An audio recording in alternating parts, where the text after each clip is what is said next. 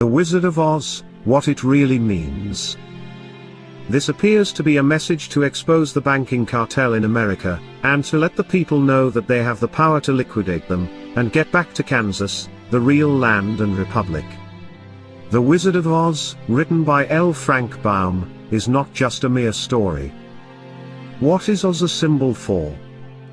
Ounces. What is measured in ounces? Gold. What is the yellow brick road? Bricks or ingot bars of gold. The character known as the Straw Man represents that fictitious, all caps, legal fiction, a person the federal US government created with the same spelling as your birth name. Remember what the Straw Man wanted from the Wizard of Oz? A brain? No juristic person, legal fiction, paper corporation has a brain because he or she has no breath of life. What did the Straw Man get in place of a brain? A certificate, a birth certificate for a new legal creation. He was proud of his new legal status, and all the other legalisms he was granted. Now he becomes the epitome of the brainless sack of straw who was given a certificate in place of a grain of common sense. Now, what about the Tin Man? Does taxpayer identification number, TIN, bring anything to mind? The poor Tin Man just stood there, mindlessly doing his work until his body, literally seized up and stopped functioning. He worked himself to death, because he had no heart or soul. He's the heartless and emotionless creature, robotically carrying out his daily task as though he were already dead.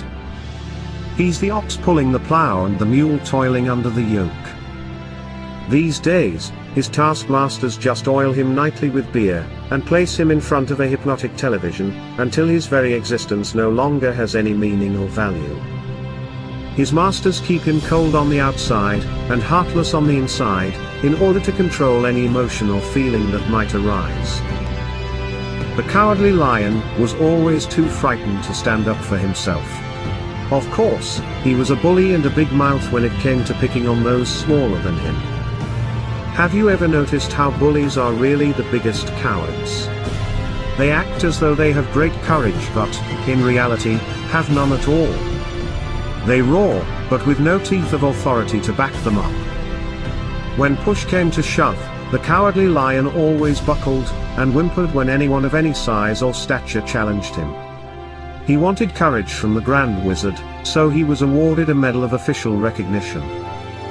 Now, although remaining a coward, his official status allowed him to be a bully, but with officially recognized authority, and not at all unlike the attorneys, who hide behind the courts. What about the trip through the field of poppies? Did you notice how this had no narcotic effect on the Straw Man who had no brain, or the Tin Man with no heart or soul? They weren't real people, so drugs could not influence them. The Wizard of Oz was written at the turn of the century, so how could the author have known America was going to be drugged? The Crown has been playing the drug cartel game for centuries. Just look up the history of Hong Kong and the Opium Wars. The Crown already had valuable experience conquering all of China with drugs, so why not the rest of the world? What was the Emerald City? The Federal Reserve System.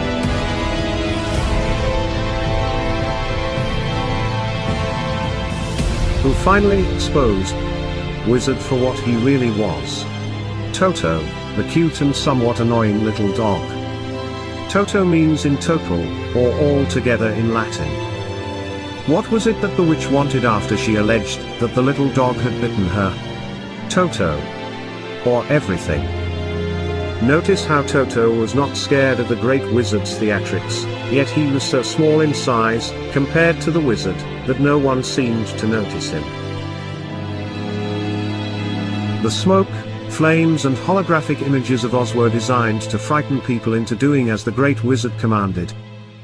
But Toto simply padded over, started barking until others paid attention to him and came to see what the barking was about. Who was behind the curtain? Just an ordinary person controlling the levers that created the illusion of the great wizard's power and authority.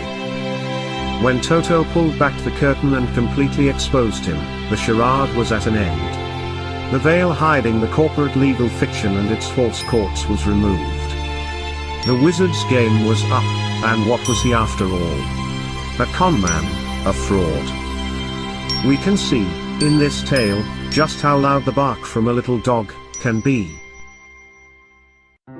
Most of us remain silent and wait to be given whatever food and recognition, if any, by our legal masters.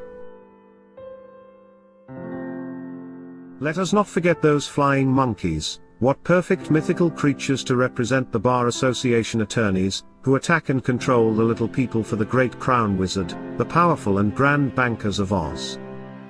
How, finally, was the evil witch destroyed? Pure, clean water? Liquidation. How did Dorothy finally get home? She simply clicked her heels. She always had the power, and so do we. What would it take to expose the wizard for what he is? We each need only a brain, a heart and soul, and courage. Then, and perhaps of the greatest importance, we need to learn how to work together. Only by working together, can we have the freedom that was given to us all, under the law of God.